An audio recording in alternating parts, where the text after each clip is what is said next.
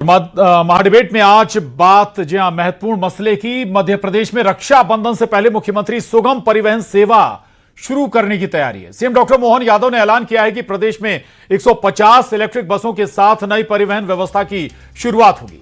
सरकार का दावा है कि इससे आदिवासी और दूर दराज के क्षेत्रों में आवागमन आसान होगा और प्रदेश को आधुनिक सार्वजनिक परिवहन नेटवर्क मिलेगा। लेकिन इस ऐलान के साथ ही सियासत भी तेज हो गई है।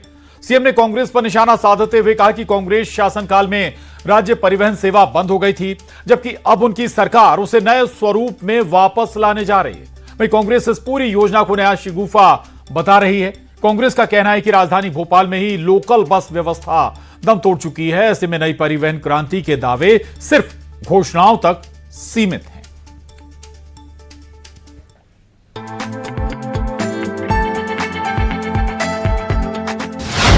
सफर का नया मॉडल। हमारी सरकार के गठन के समय हमने मुख्यमंत्री सुगम परिवहन सेवा की जो घोषणा की थी, अब धीरे धीरे करके हम उसकी तरफ बढ़ रहे हैं। 150 इलेक्ट्रिक बसों की शुरुआत। और इस साल का रक्षाबंधन बहनें अपनी बसों से जाएगी, ये प्रयास कर रहे हैं। मध्य प्रदेश में ट्रांसपोर्ट रिवॉल्यूशन। एमपी में सार्वजनिक परिवहन को मजबूत करने के लिए बड़ा रोड मैप तैयार किया गया है। योजना के तहत इंदौर में प्रदेश के और जिलों को जोड़ने वाली इंटरसिटी बसें, शहर और उपनगरीय क्षेत्रों में सिटी बसें और महाराष्ट्र, गुजरात, राजस्थान और उत्तर प्रदेश के लिए अंतर्राज्यीय बसों का संचालन किया जाएगा। प्रदेश स्तर पर भी योजना का बड़ा विस्तार किया गया है। 7 क्षेत्रीय मुख्यालयों के जरिए 1164 मार्गों पर 5206 बसों के संचालन की योजना तैयार की गई है। सरकार का दावा है कि इससे ग्रामीण और आदिवासी क्षेत्रों में कनेक्टिविटी मजबूत होगी और यात्रियों को सस्ती और सुलभ परिवहन सेवा मिलेगी। सरकार का कहना है कांग्रेस शासन में राज्य परिवहन व्यवस्था कमजोर हुई थी, जिसे अब फिर से मजबूत किया जा रहा है। वहीं सरकार की इस योजना को विपक्ष ने चुनावी घोषणा और पुराने परिवहन सिस्टम को लेकर सवाल उठाते हुए इसे शगुफा बताया है। मध्य प्रदेश के वासियों को एक विकसित मध्य प्रदेश का जो हमारा संकल्प है, उसमें किस प्रकार से सुगम यातायात उपलब्ध कराना आदरणीय मुख्यमंत्री जी का ये प्रतिबद्धता थी और उसी दृष्टि से उन्होंने मुख्यमंत्री सुगम परिवहन की जो हमारी योजना है, किसको हम गति दे सके, उसलिए मध्य प्रदेश की सरकार ने जो एक विस्तृत खाका था, उस खाके को अब 1 अगस्त से उसको शुरू करने की तैयारी है। पहले इन्होंने कहा कि बसों के कॉरिडोर बनाए जाएंगे। इंदौर में बनाया सिटी बस का, फिर भोपाल में बनाया, फिर सरकार आती है दोबारा तोड़ देते हैं। फिर मेट्रो लाते हैं, कहते हैं साहब सुगम परिवहन करेंगे, और मेट्रो में प्री वेडिंग शूट चल रहे हैं। 5-7 हजार करोड़ की परियोजना ठप बैठ गई। अब कह रहे हैं कि बंद पड़े राज्य परिवहन को दोबारा चालू करेंगे। कौन विश्वास करेगा साहब?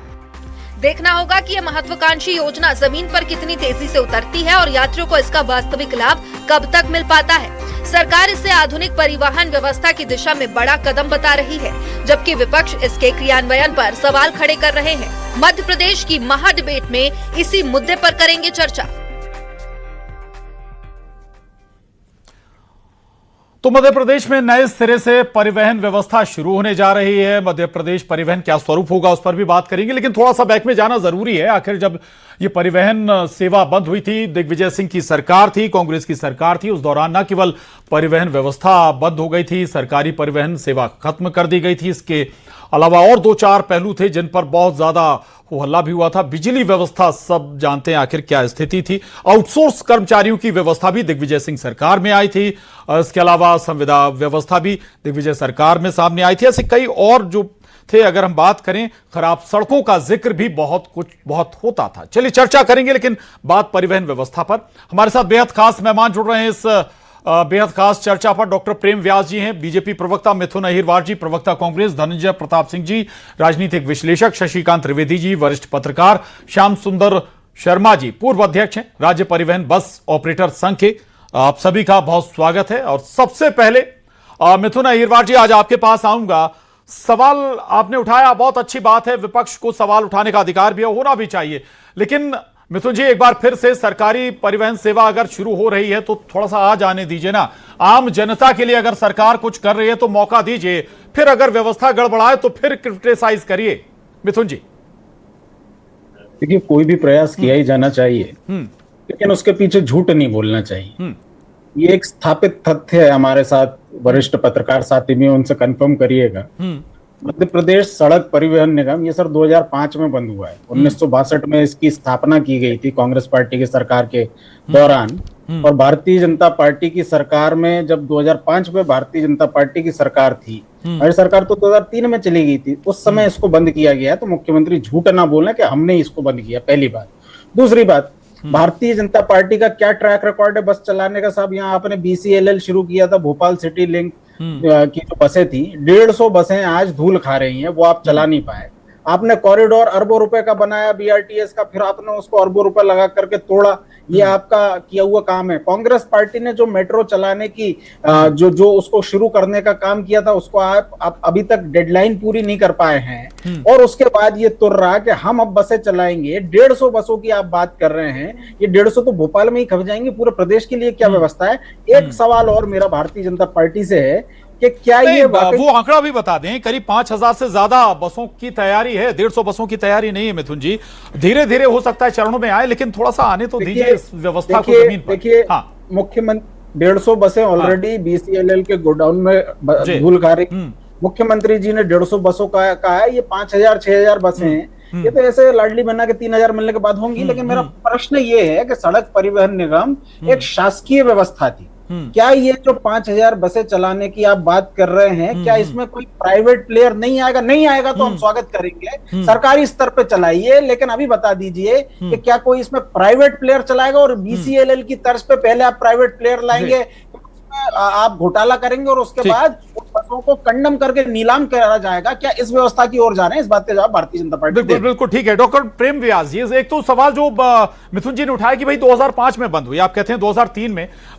दूसरा PPP मोड जो अभी तक जानकारी आई है, सरकार रूट तय करेगी, आधुनिक बस उपलब्ध कराएगी, नियमों को नियंत्रित करेगी, इन बसों का जमीनी स्तर पर संचालन प्राइवेट ऑपरेटर्स करेंगे। अभी तक जो डिटेल सामने आए, जो सवाल मिथुन जी भी उठा रहे हैं, तो एक सीधा सा सवाल है, ये बता दीजिए, जो परिवहन में नए कर्मचारी आएंगे वो सरकारी होंगे या नहीं? प्रिव्यास जी। देखिए, सबसे पहले तो जाती रही भावना जैसी, प्रभु मुहूर्त दिखी चिंता ही तैसी। 2005 की बात की गई, क्या संभव था कि 3000 बसें 2 साल में बंद हो जाए? 2 साल पूर्व से उनके सुनियोजित तरीके से बंद होना प्रारंभ हो चुकी थी। क्या संभव था कि 2 साल में 12,000 कर्मचारी को निकाल दिया जाए? 2 साल पूर्व में उन कर्मचारियों के साथ में किस तरह का व्यवहार हो रहा था, ये प्रदेश की जनता ने देखा था। तो ये 2 साल का नहीं है मिथुन जी, ये लगभग पिछले 10 सालों का काला कार्यकाल था, जिसके कारण 2005 में बंद हुई। और 28,000 दैनिक वेतन भोगियों को एक दिन में आपने निकाल लिया था 2003 में। वो किस योजना का हिस्सा था? तो आप निकालने का और ताला लगाने का कार्य करते थे। भारतीय जनता पार्टी उस ताले को सुगम तरीके से खोलने का कार्य कर रही। दूसरी तरफ PPP मॉडल की बात हुई थी, पूरा नियंत्रण सरकार के पास होगा। सरकार ही तय करेगी कि उस बस में कौन से ड्राइवर्स होंगे, कैसे उसमें पैनिक बटन होंगे, CCTV होगी। बेहतर व्यवस्था सुनिश्चित करने के लिए सरकार ने यह कदम उठाए, और पूर्व में कई सारे राज्यों में ऐसे कदम उठाए गए और यह सुनिश्चित किया गया है कि आज ग्रामीण आदिवासी अंचलों में किस तरह से व्यवस्थाओं को सुचारू रूप से पहुंचाया जाए। दूसरी बात है, क्या आप कह रहे हैं कि BRTS को लेके जो योजना बनी थी, वो तो मुझे लगता है शायद केंद्र सरकार ने बनाई थी ना 2009 में, और वो कांग्रेस की केंद्र सरकार थी। प्रेमव्यास जी, राज्य परिवहन के बंद होने की जो मुख्य वजह थी, राजस्व ना आना या घाटे में चला जाना, ये थोड़ा सा आपके पास प्रोफार्मा है? कैसे राजस्व जुटाएंगे, कैसे संचालित होगी आपकी परिवहन व्यवस्था, ये थोड़ा सा जरूर समझाइएगा प्लीज। नहीं, निश्चित रूप से प्रारंभिक तौर पर 150 बसें, उसके बाद 2027 तक हर ब्लॉक में जाएगी। लगभग 40 जो क्षेत्र है आदिवासी क्षेत्रों से जुड़े, उन क्षेत्रों से होते हुए, तो मुझे लगता है कि पूरा खाका तैयार है, जिसमें किस तरह से राजस्व अर्जित होगा, किस तरह से बसों का और कई सारे चार्जिंग पॉइंट बनाए गए, कई सारे जो है स्टेशन बनाए गए। उसके बाद तय किया 1 लाख किलोमीटर सड़कें थी, आज लगभग 5 लाख किलोमीटर से। ट्रेन के इलेक्ट्रिफिकेशन हुए, MP NHI के साथ में लगातार कार्य किया जा रहा है। लगभग 1 लाख करोड़ के नए प्रोजेक्ट, रोड के नए प्रोजेक्ट, उसमें 43 से 40 किलोमीटर जो राजमार्ग का चौड़ीकरण भी हुआ है। तो मुझे लगता है संपूर्ण व्यवस्था करने के पश्चात हम ये प्रदर्शित कर रहे हैं। इसी प्रदेश से राज्य परिवहन निगम की बसों को ठीक है। मैं एक छोटा सा रिएक्शन मिथुन जी का जरूर लूंगा, इसके बाद और मेहमानों के पास जाऊंगा। मिथुन जी, 2003 से स्वाभाविक है कि एक साथ आप पूरा महकमा बंद कर दें, प्रोसेस के साथ, प्रक्रिया के साथ वो बंद हुआ। 2005 में शटडाउन हो गया टोटल, शुरुआत आपके समय हुई। भारत शुरुआत बिल्कुल 1962 में हमने शुरू किया, 2005 में इन्होंने बंद किया। लेकिन अगर इनकी ऐसी क्षमता थी कि चला सकते थे तो 21 साल किस बात के लग गए? आपने 2005 में बंद किया, 26 में आप चालू कर रहे हैं। क्या पिछले मुख्यमंत्री नाकाबिल थे, इस कारण नए मुख्यमंत्री के पास ये दिव्य ज्ञान आया? हमारा तो सीधा सीधा आरोप है आप प्राइवेट प्लेयर्स को ठेका देने के लिए कर रहे हैं। प्रेम व्यास जी नहीं बता पाए कि ये ड्राइवर सरकारी होगा, कंडक्टर सरकारी होगा कि नहीं, जनता को सब्सिडाइज रेट पर ये परिवहन की सुविधा मिलेगी कि नहीं। प्राइवेट प्लेयर आएंगे, लूटेंगे, सरकार को बट्टा लगाएंगे और उसके बाद ये बसें नीलाम होंगी, जैसे बीसीएलएल हो रहा। बीसीएलएल की असफलता का कारण भाजपा की सरकार। चलिए, आपने ये एक उदाहरण गिना दिया, दिल्ली बीसीसीएल का जिक्र आप कर रहे हैं। मैं लौटूंगा आपके पास। श्याम सुंदर शर्मा जी हमारे साथ हैं। श्याम सुंदर शर्मा जी, एक बहुत छोटा सा एग्जाम्पल, उत्तर प्रदेश परिवहन अभी भी चल रहा है। हमारी मध्य प्रदेश परिवहन के जो डिपो हैं वो यूपी तक हुआ करते थे। एक बस है सागर टू कानपुर, उसी रूट पर प्राइवेट बसेस पैक चलती हैं, लेकिन वो बस आज भी खाली जाती है। सरकारी बस, सरकारी परिवहन सिस्टम की ये हालत, भाई सुधरेगा कैसे? आप ले भी आए तो फिर क्या उस पैटर्न पे नहीं जाएंगे? आदरणीय, आपने बहुत अच्छा प्रश्न किया। मेरे पूर्व प्रवक्ता जो भी बोले उनकी भूल को मैं सुधारने के लिए निवेदन करता हूं कि मध्य प्रदेश सड़क परिवहन निगम ना तो कल बंद था, ना आज बंद है, ना भविष्य में बंद होगा। 1962 में इसका गठन हुआ था, जब गठन का मूल उद्देश्य था सुलभ, सुगम, सस्ती परिवहन सुविधा उपलब्ध कराना। उस समय केंद्र सरकार का अंशदान था 29.5 और राज्य सरकार का अंशदान था 70.5। दोनों सरकार की नैतिक जिम्मेदारी थी इसके संचालन व्यवस्था को संचालित करने की। राजनीतिक चश्मे से इस सार्वजनिक परिवहन सेवा को ना देखें, जनहित के चश्मे से इसको देखें। निश्चित रूप से 92 में केंद्र सरकार ने अपना अंशदान के अनुसार जो डोनेशन देना था वो डोनेशन बंद किया, उसी के कारण से राज्य सरकार ने भी डोनेशन बंद किया। मध्य प्रदेश सरकार को इसको बंद करने का कोई नैतिक अधिकार नहीं था। आज तक भी राज्य परिवहन निगम बंद नहीं हुआ है। कागजों में निश्चित रूप से 30 जून 2010 कर्मचारी नहीं है, जब बसें नहीं है तो फिर उस राज्य परिवहन निगम का औचित्य क्या है? श्याम सुंदर शर्मा जी, मैं लौटूंगा आपके पास। दो और खास मेहमान हमारे साथ। जी मैं लौट रहा हूं सर। धनंजय प्रताप जी, बहुत सारे सवाल अभी भी हैं। ठीक है, एक तो ये पहलू है कि भाई अगर आ रही है नए सिरे से परिवहन व्यवस्था तो आने दीजिए, थोड़ा सा हम इंतजार करें कि क्या फॉर्मेट होगा, कैसे संचालित होगी, कैसे लोगों तक सेवा मिल पाएगी। सड़कें भी बढ़ी हैं, व्यवस्थाएं भी दुरुस्त होंगी, टेक्नोलॉजी भी आई है, तो कुछ बदलाव तो होगा समय के साथ।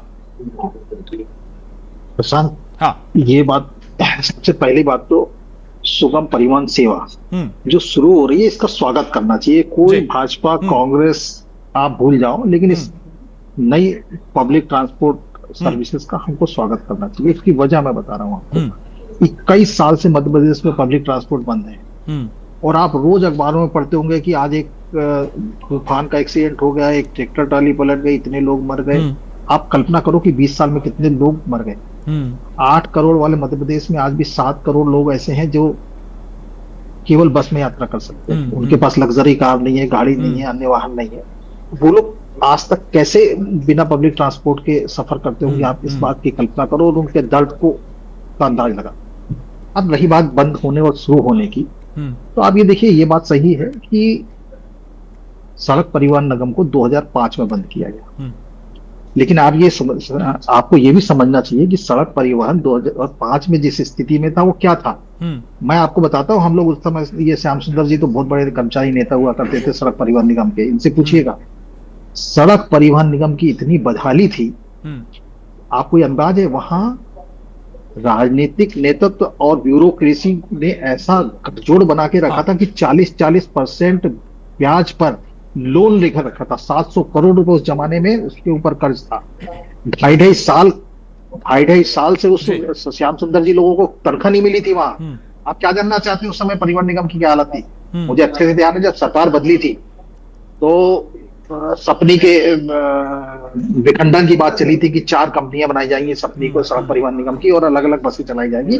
वो प्रोजेक्ट सफल नहीं हुआ। अंत में ये हुआ कि सपनी को अगर चलाए रखना है तो सरकार के सामने 2 विकल्प थे। एक तो या तो सरकार फंड दे और दूसरा अगर फंड नहीं दे सकती तो बंद कर दे। तो मुझे अच्छे से ध्यान है, बाबूलाल गौर सरकार थी और सरकार ने उसको बंद करने के विकल्प पे निर्णय लिया।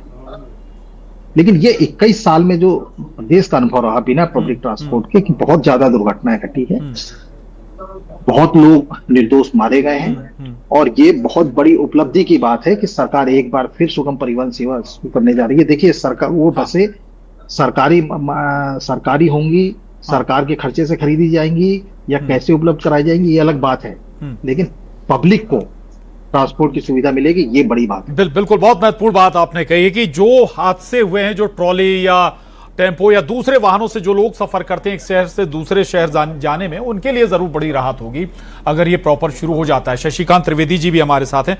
शशिकांत जी, एक बार फिर से थोड़ा पीछे ले जाऊंगा। 2005 का जिक्र हो रहा है, बंद हुआ था।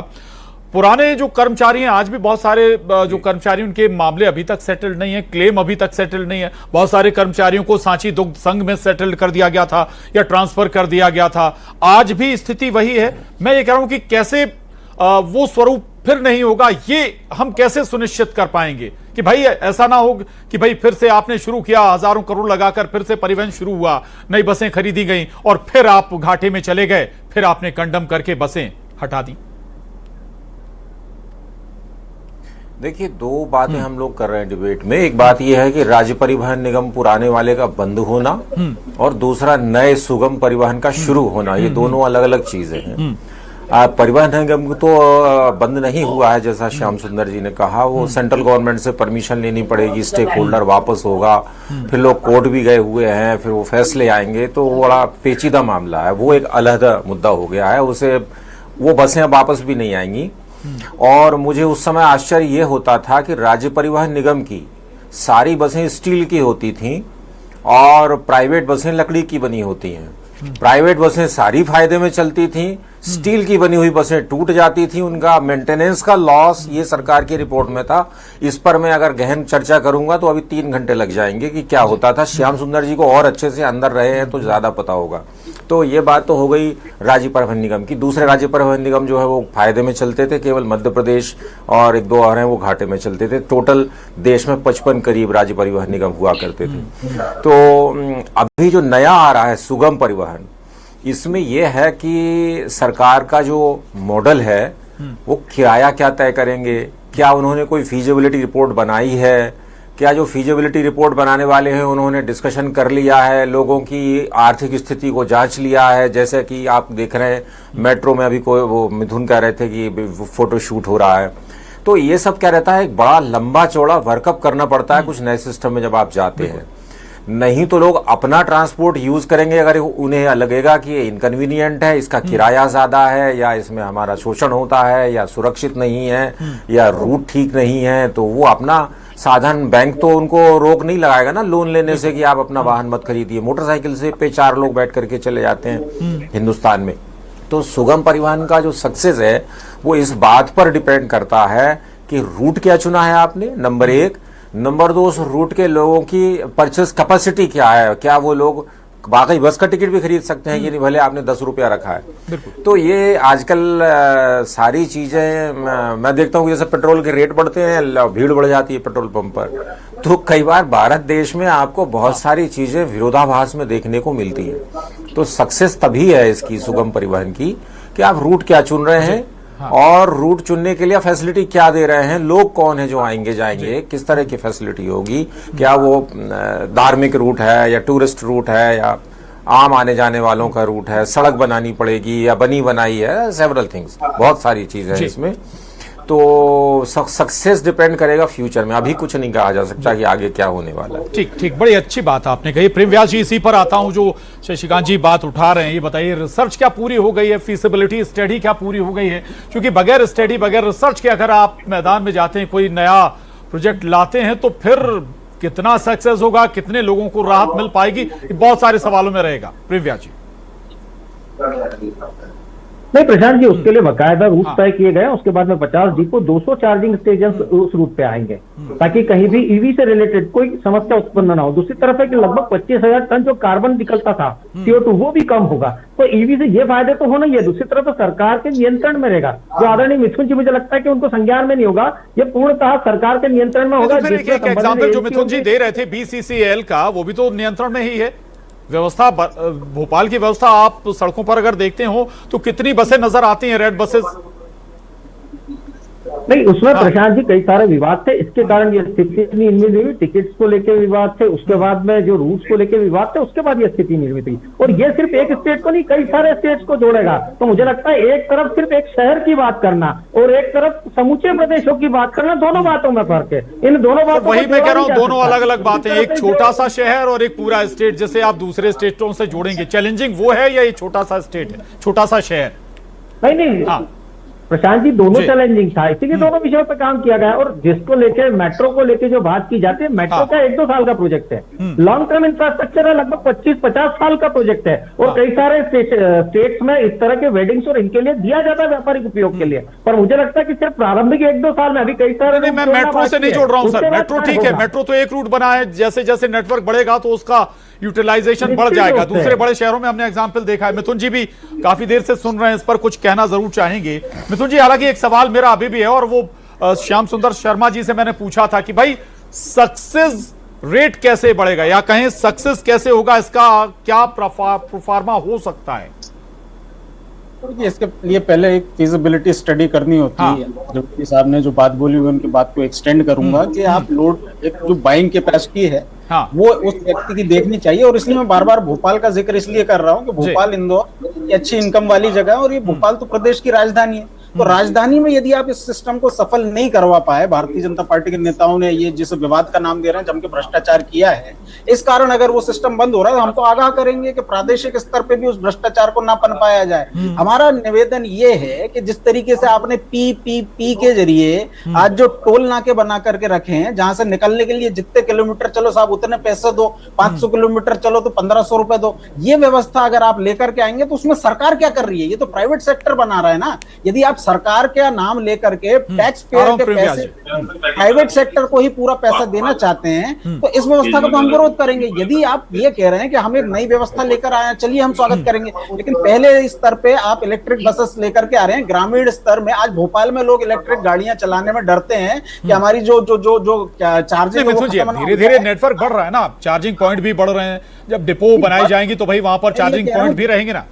हाँ, सुन लीजिए, इसको आपको हाइब्रिड रखना है। जो ग्रामीण इलाके हैं वहां पर आप पारंपरिक सिस्टम से लेकर, ग्रामीण इलाकों में साहब 12 घंटे आप बिजली नहीं दे पा रहे हैं, बसें कहां पर से चार्ज होंगी? खैर, आप शुरू कर रहे हैं, हम उसका विरोध नहीं करते, हम तो आपसे ये कह रहे हैं ये कांग्रेस को हर बात में आप जिम्मेदार ठहरा करके खुद को महान बताते हैं। व्यास जी, जल्दी एक छोटा रिएक्शन सर, वक्त कम है। और अपने जो मॉडल है, जो भोपाल में फेल होने का मॉडल है, इनकी योजना क्या होती थी? आरोप लगाने की। दिल्ली में जाकर स्टडी करिए, ग्रामीण परिवहन ने चलाई थी ऐसी बसें, वो मॉडल सफल है, वहां से प्रेरणा लीजिए। कर दिए थे बाहर, ये कुछ नहीं हुआ था। हमने कहा कि बकायदा हम तो चार्जिंग स्टेशन भी बना रहे, किराया भी तय होगा और 50% किराया तय होगा, ये भी आप सुन लीजिए। और उसके बाद में जिन नेशनल रूट्स पर पहले हाईवे का निर्माण हुआ, मंत्री धरने पर बैठ रहे हैं कि साहब बिजली नहीं पहुंच रही है ग्रामीण इलाकों में, ये बसें कहां पर चार्ज होंगी? शहरों के लिए रखिए इलेक्ट्रिक बसें, ग्रामीण इलाकों के लिए पारंपरिक बसें रखिए। ठीक है, माफी चाहूंगा, वक्त थोड़ा कम है। श्याम सुंदर शर्मा जी के पास एक बार फिर जाऊंगा।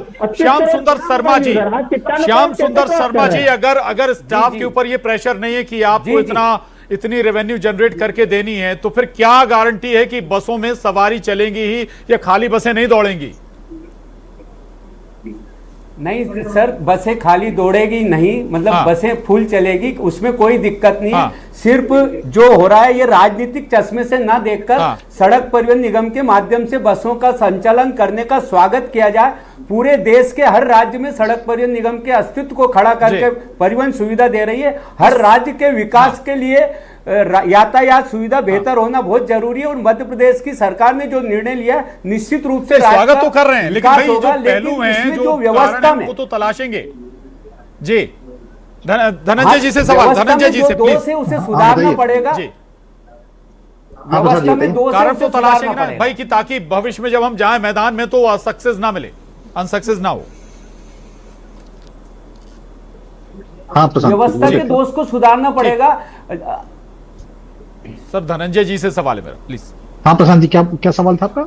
अगर हम मैदान में जाएं तो हमें असफलता ना मिले, इसके लिए जांच तो हमें सब तरह से तैयारी करनी होगी। ठीक है प्रशांत, आपका सवाल मैं समझ गया। देखिए, ये एक अत्याधुनिक मॉडल बनाया गया है और लंबे कम से कम 1.25 साल की स्टडी के बाद में ये मॉडल सड़क पर आ रहा है, और इस बात की गारंटी है कि ये मॉडल फेल नहीं होगा, सफल होगा। और ये सफल मॉडल के पीछे आप देखिएगा बाकी राज्य भी जाएंगे। दूसरी प्रशांत, इसमें सबसे अच्छी बात यह है कि इसके सेकेंड फेज में पब्लिक ट्रांसपोर्ट सिटी के अंदर उपलब्ध कराने की बात कही गई है।